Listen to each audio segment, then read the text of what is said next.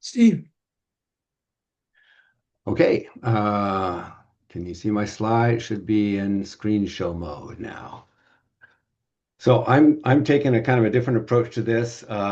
It's more of an anecdotal story here of how where I was coming from and how I came to find myself as one of the founders of the Ontology Summit series.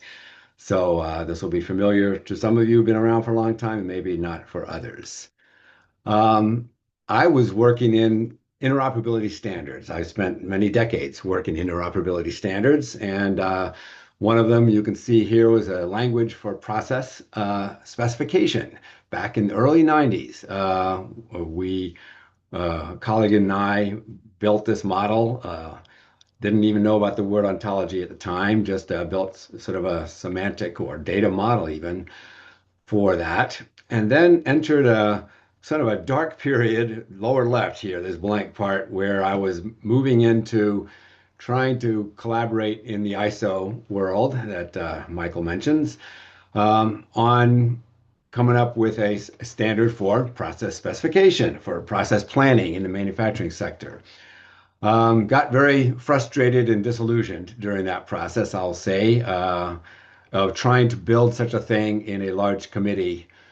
Turned out to be too many cooks spoiling the broth kind of situation. So, toward the latter part of the 90s, I started a project where we wanted to start over and kept picking up on Michael's theme of requirements. We did a year-long requirement study of what needs to be in a language to characterize manufacturing processes, to describe them.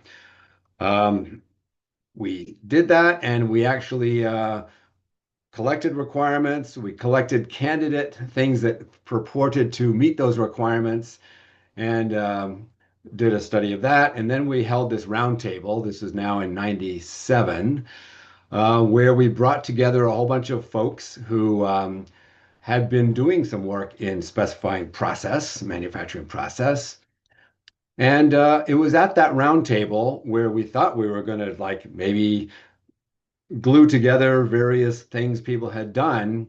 But this was the year of my first epiphany, if you like. And in fact, Michael was there as well, which was that, gee, I think it was Michael also ascribed this to you, whether it was actually you, I think it was, who said, you all working on all these different ways of coming up with a good model for process.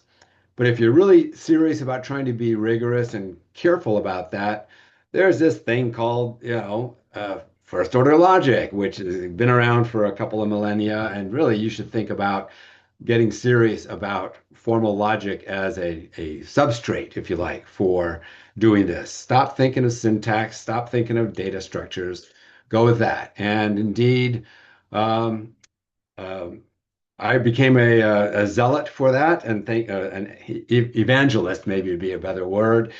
And indeed, uh, and that's why I was asking you, Michael, when you were at NIST, we got Michael to come to NIST. He spent 5 years there and came up with ultimately this first order logic based specification called the process specification language, which eventually became an ISO standard that Michael had mentioned in passing.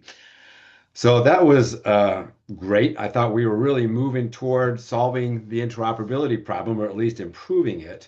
But I felt, actually, oh, I didn't know this was out. Okay, I'll do that. Improving standards, interoperability standards in general.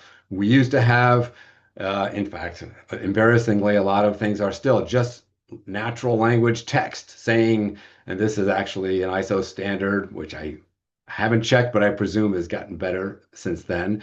Just good old language paragraph so you can sort of internalize what that really means to you. Um, Following that, and this is the step standard of those of you who know it.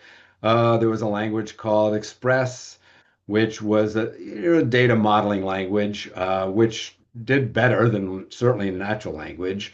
But in the end, and here's Michael's PSL standard, uh, doing more than just the data structure, but actually, making semantic assertions. And I'm I bow toward those of you who are more schooled in formal logic and axioms. I'm just a user.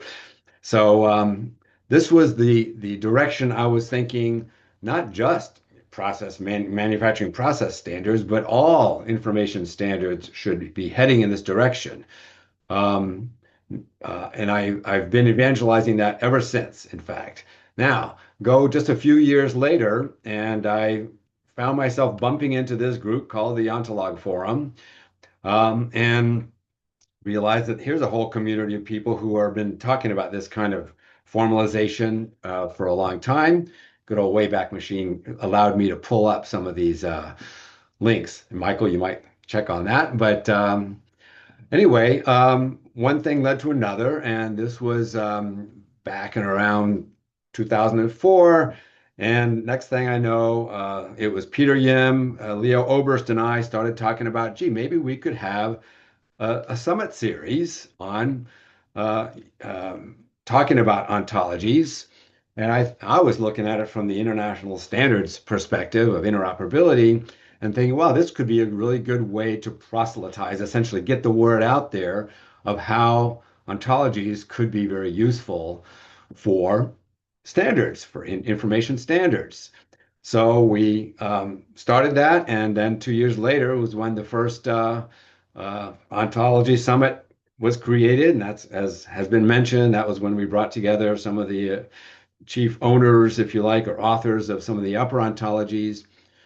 But again, my interest has always been not so much on the ontologies themselves, but how they can play a role in interoperability. And that's honestly where I've been ever since. I'm still working in this area, not focusing on the ontology community. Sorry, guys, but on using ontologies. I've been working more recently in standards bodies like ASHRAE, that's the American Society of Heating and Refrigeration Engineers, for a machine readable standard for HVAC system, well, basically all the infrastructure in a building. And some of you may know I've also jumped into uh, hosting or organizing and creating an ontology for units of measure called QUDT, quantities, units, dimensions, and types, which I'm currently in the process of moving that into a home where it will have a route toward an international standard in its own right. That's a subject for another time, but I just wanted to give you my perspective as one of the people that came together to say, let's have a summit series. My perspective was again on interoperability standards, and that might inform some of you as to how that came about. With that, I will hand it over